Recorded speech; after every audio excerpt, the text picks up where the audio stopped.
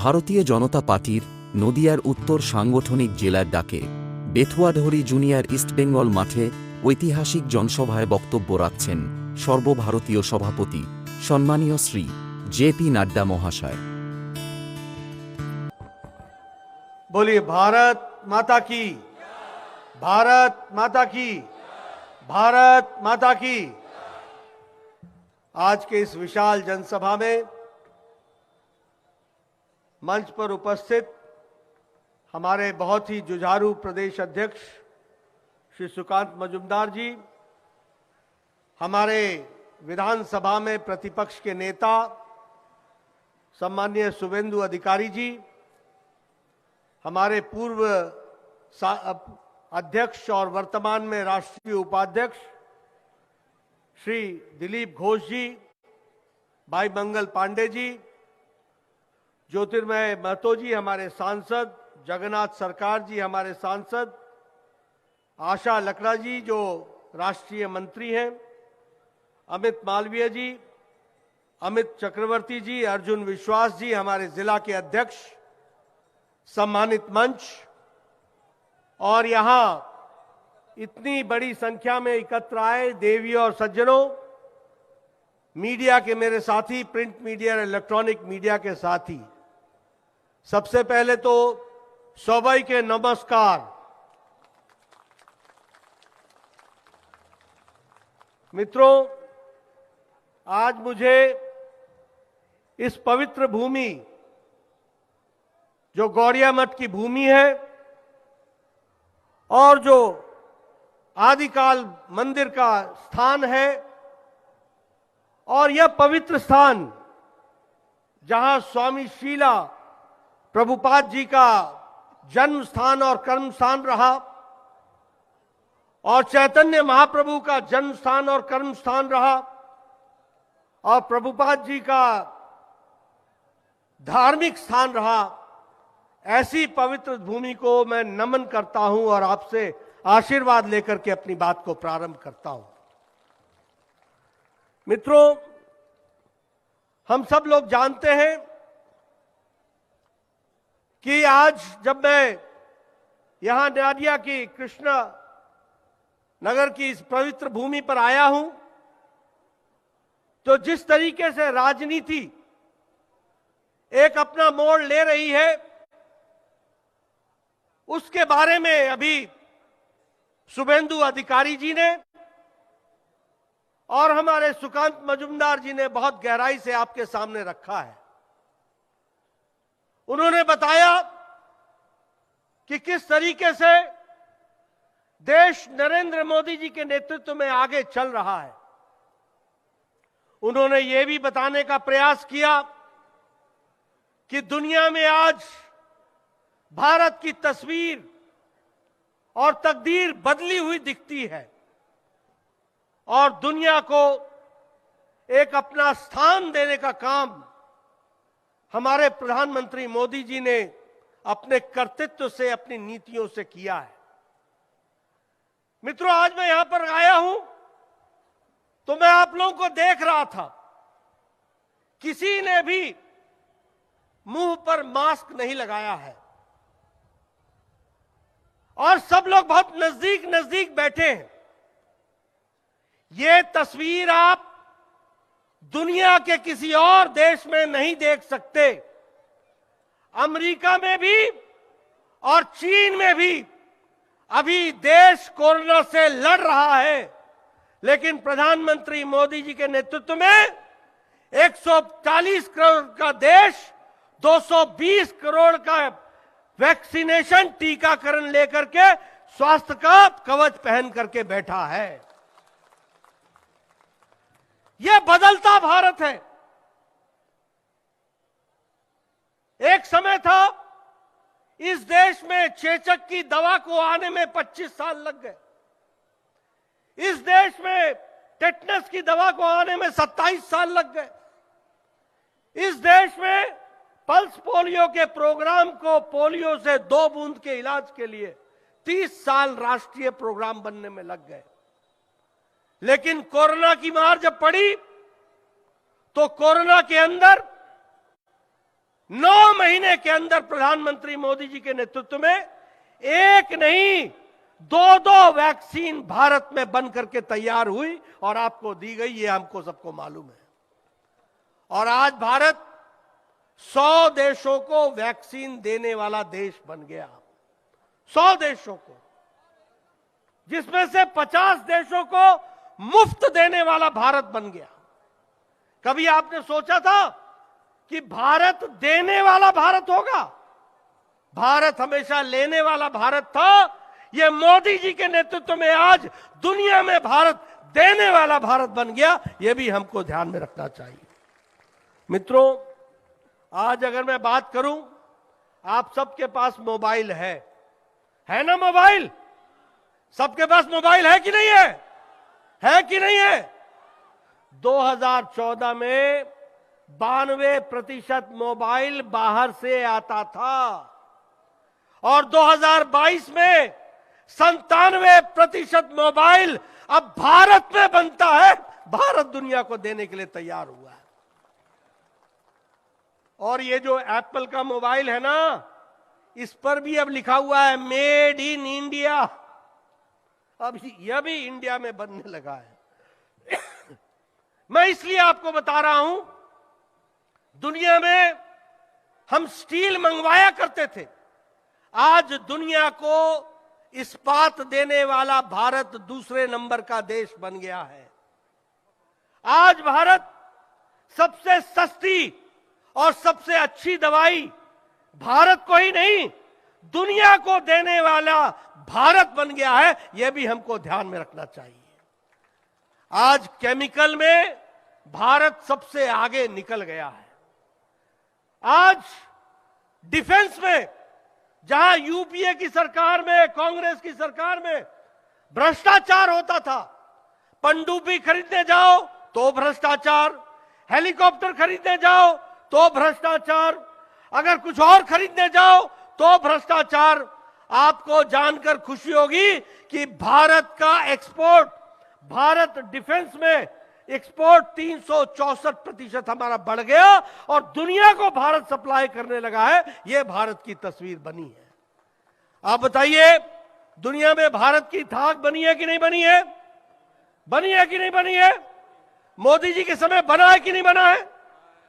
अभी आपके सामने मैं यह भी बताना चाहता हूं कि हम 10वें नंबर की इकोनॉमी होते थे, लेकिन आज जब दुनिया कोरोना से लड़ रही है, जब यूक्रेन की लड़ाई दुनिया को सप्लाई चेन में तंग कर रही है, तो भारत, जिस देश ने हमको 200 साल राज किया, ब्रिटेन, उसको पिछाड़ करके 5वीं नंबर की अर्थव्यवस्था भारत बन गई है। यह भी हमको ध्यान में रखना होगा।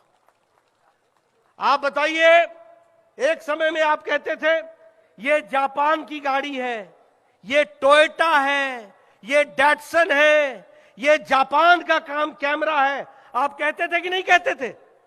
कहते थे कि नहीं कहते थे? आज भारत गाड़ी बनाने में, कार बनाने में, ऑटोमोबाइल इंडस्ट्री में जापान को पिछाड़ करके तीसरे नंबर का देश हो गया है। यह भी हमको याद रखना चाहिए। अब हमसे आगे सिर्फ 2 देश हैं, अमेरिका और चाइना, और उसके बाद भारत है जो सबसे ज्यादा गाड़ियां बना रहा है। ऑटोमोबाइल इंडस्ट्री में भारत सबसे आगे निकल रहा है। यह बदलती तस्वीर है और इसी तरीके से देश को आगे ले जाने का काम कर रहे हैं। अभी अभी शुभेंदु अधिकारी जी आपसे चर्चा कर रहे थे कि हमने शौचालय दिया, हमने आवास दिया, हमने गैस का कनेक्शन दिया, हमने गांव में बिजली पहुंचाई। मित्रों, मैं एक बात आपको बताना चाहता हूं। मैं 1993 में एमएलए बना था। 1993 में उस समय मेरा बीडीओ आकर के कहता था कि 1-2 पंचायत में आपको एक इंदिरा आवास योजना मिला है, एक इंदिरा आवास योजना, बताओ कहां दूं?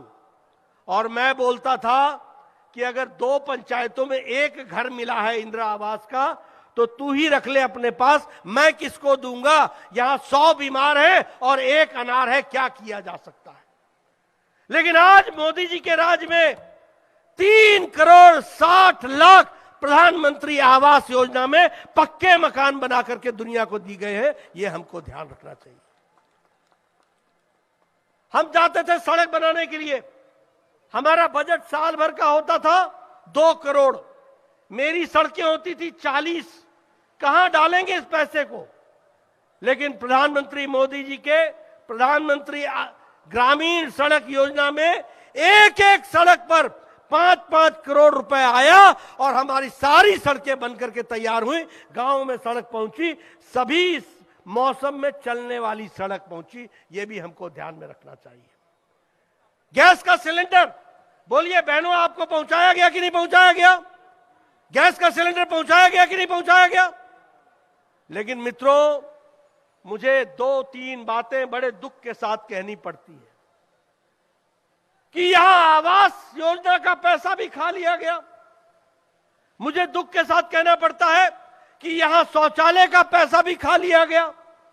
मुझे दुख के साथ कहना पड़ता है कि मनरेगा में भी यहां भ्रष्टाचार हुआ है। ये क्या है? ये बंगाल की हालत क्या बना रखी है दीदी आपने? अभी बता रहे थे, सुकांतो मजूमदार जी बोल रहे थे कि गोरू खा गए, बालूर खा गए, कोयला खा गए, कुछ छोड़ा ही नहीं खाने से। और शौचालय की भी बात कर रहे थे। ये आपके बांग्ला भाषा में ये क्या क्या बोल रहे थे वो भी मैंने सुना। कैसी हालत ला करके खड़ी कर दी है। पैसा भेजे मोदी जी, पैसा भेजे मोदी जी, और यहां तुम घोटाला कर लो, और जब तुम्हारी इंक्वायरी हो तो बोलो कि भारत सरकार मेरी दुश्मन है। चोरी भी करनी और सीना जोरी भी करनी। चोरी भी करोगे और सीना जोरी भी करोगे। अभी अभी सुधेंदु अधिकारी जी कह रहे थे, धोरो धोरो चोर के धोरो, जेल में भरो। मित्रों, कमल के वोट पर निशान लगाओ, धौर भी देंगे, जेल में डाल भी देंगे। याद रखना, यह मैं आपको बताना चाहता हूं। आप चिंता मत करो, आपने एक काम करो, और वो काम यह है कि कमल के निशान पर वोट डालो, और हम उनको धौरेंगे भी और जेल में डालेंगे भी। यह भी आप ध्यान रखो। लेकिन मित्रों, मैं आपका ज्यादा समय नहीं लेना चाहता हूं। सारी बातें सुकांतो मजूमदार जी ने आपको बता दी हैं। सारी बातें आपको सुधेंदु अधिकारी जी ने बता दी हैं। केंद्र पैसा भेजता है और आपके यहां भ्रष्टाचार होता है। बोलो, टोलाबाजी होती है कि नहीं होती है? बोलो, आपने प्रधानमंत्री गरीब कल्याण अन्न योजना में अनाज की चोरी की है कि नहीं की है? आपने गरीबों को अनाज पहुंचाने में भ्रष्टाचार किया है कि नहीं किया है? आपने प्रधानमंत्री आवास योजना के पैसे में घोटाला किया है कि नहीं किया है? आपने सौभाग्य योजना में घोटाला किया है कि नहीं किया है? आपने प्रधानमंत्री आवास योजना में घोटाला किया है कि नहीं किया है? और जब आपकी इंक्वायरी होती है तो दीदी आप तिलमिला जाते हो, बोलते हो मोदी सरकार, मोदी सरकार, मोदी सरकार। अरे मोदी सरकार ईमानदार सरकार, आपकी सरकार बेईमान सरकार। इस बात को आपको समझना होगा। और मोदी जी ने लाल किले के प्राचीर से कहा है, भ्रष्टाचारियों को छोड़ेंगे नहीं, जेल में डाल करके ही हम चैन लेंगे। ये बात हमने कही है। अभी देखो, अगर सुधेंदु अधिकारी को जज के माध्यम से राहत मिलती है और जज ये कहता है कि सुधेंदु अधिकारी को गलत तंग किया जा रहा है, तो तृणमूल कांग्रेस के कार्यकर्ता जज के खिलाफ खड़े हो जाते हैं और जुडिशरी के खिलाफ आवाज उठाते हैं। अगर तुम्हारी इंक्वायरी प्रधानमंत्री आवास योजना में हो जाती है तो आप गुस्सा कर जाती हैं और आप बोलती हैं कि हमारे को काम नहीं करने दिया जा रहा है। अगर आपकी इंक्वायरी मनरेगा में किसानों के पैसे को खाने पर होती है तो आपको चिंता हो जाती है। आप बताइए, सबसे ज्यादा ह्यूमन ट्रैफिक यहां हो रहा है कि नहीं हो रहा है? सबसे ज्यादा महिलाओं पर अत्याचार हो रहा है कि नहीं हो रहा है? आप बताइए, सबसे ज्यादा भ्रष्टाचार हो रहा है कि नहीं हो रहा है? आप बताइए, लॉ एंड ऑर्डर, कानून व्यवस्था ध्वस्त है कि नहीं है? आप बताइए, कानून व्यवस्था चरमरा गई है कि नहीं है? आप बताइए, टोलाबाजी हो रही है कि नहीं हो रही है? आप बोलिए, तृणमूल कांग्रेस की गुंडागर्दी चल रही है कि नहीं चल रही है? इसको रोकना है कि नहीं रोकना है? मित्रों, इसका रास्ता एक ही है और वो रास्ता है भारतीय जनता पार्टी। चाहे वो पंचायत का चुनाव हो, चाहे वो लोकसभा का चुनाव हो। बताओ, यहां जब लोकसभा का चुनाव होगा, कृष्णानगर में कमल खिलेगा कि नहीं खिलेगा? खिलेगा कि नहीं खिलेगा? मैं पीछे से सुनना चाहता हूं, खिलेगा कि नहीं खिलेगा? खिलेगा कि नहीं खिलेगा? मेरी ये आवाज सुनकर के दीदी गुस्सा हो जाती है। आप जब बोलते हो खिलेगा तो उनको गुस्सा आ जाता है, उनको चिंता हो जाती है। और मैं कई बार उनको बोलता हूं, एक बैठक में हमारे बगल में बैठी थी, मैंने बोला, दीदी इतना गुस्सा मत किया करो, आप संविधान के तहत काम करो, नियम कानून के साथ चलो, भ्रष्टाचारियों का साथ छोड़ो और ईमानदार तरीके से आप बंगाल की सेवा करो। आपको भगवान ने मौका दिया है। हम तो समझा सकते हैं, मैं तो अभी भी कहूंगा, दीदी को, सम्माननीय दीदी को सद्बुद्धि दे, सुबुद्धि दे, अच्छे तरीके से काम करो, गुस्सा मत करो, संविधान को मानो, नियम कानून पर चलो और समाज की सेवा करो। और मैं हमेशा उनको कहता हूं, दीदी এত রাগ করো না, স্বাস্থ্যের জন্য ভালো নয়, শান্তির সঙ্গে চিন্তা করো और संविधान में काज करो, संविधान के साथ, संविधान को मान करके काम करो। ये राजनीति में आना जाना लगा रहता है, सत्ता किसी की भी नहीं होती है। हमने सिद्धार्थ शंकर रे के समय से देखा है, हमने सीपीएम का जमाना भी देखा है, हम आपका भी जमाना देख रहे हैं और अब बंगाल की जनता कमल का जमाना देखने के लिए आतुर हो रही है। इस बात को हमको समझना होगा और इसलिए मैं आपसे ये निवेदन करने आया हूं, ये जो जंगल राज यहां चल रहा है, दीदी को सुबुद्धि दे, उनके पास अभी मौका है, वो ठीक करें। और अगर ठीक नहीं करेंगे तो ये जनता सबको सबक सिखाना जानती है और ये जनता आपको भी सबक सिखाएगी और भारतीय जनता पार्टी को आगे ले जाएगी, ये मेरा विश्वास है। मित्रों, मैं आपका ज्यादा समय नहीं लूंगा, सिर्फ एक ही निवेदन करने के लिए आया हूं कि भारतीय जनता पार्टी सारे देश में आगे बढ़ रही है। आदरणीय प्रधानमंत्री मोदी जी के नेतृत्व में गांव, गरीब, वंचित, पीड़ित, शोषित, दलित, युवा, महिला, किसान, सबकी चिंता हो रही है तो आदरणीय नरेंद्र मोदी जी कर रहे हैं। और जब मैं बंगाल की बात करता हूं तो मैं आयुष्मान भारत यहां खड़ा करना चाहता हूं। गरीब लोगों को मुफ्त इलाज हो, इसकी चिंता करना चाहती हैं, लेकिन दीदी बोलती है होबे नॉय, होबे नॉय, होबे नॉय, करना नहीं है। आप बोलो, ऐसी चीज रहनी चाहिए क्या? यहां आयुष्मान भारत लागू होना चाहिए कि नहीं होना चाहिए? गरीबों का इलाज होना चाहिए कि नहीं होना चाहिए? गरीबों को मुफ्त इलाज करने के लिए उनकी ऑपरेशन की सुविधा होनी चाहिए कि नहीं होनी चाहिए? इसके रास्ते में जो रोड़ा अटका है उनको घर बैठाना चाहिए कि नहीं बैठाना चाहिए? बैठाना चाहिए कि नहीं बैठाना चाहिए? तो उनको घर बैठाओ और यहां के लोगों को काम दो और बंगाल को आगे बढ़ाओ, सारे देश के साथ आगे ले जाओ। यही मैं निवेदन करने आया हूं। आपने मेरी बात सुनी, आपका बहुत बहुत धन्यवाद। जय भारत, जय बंगाल।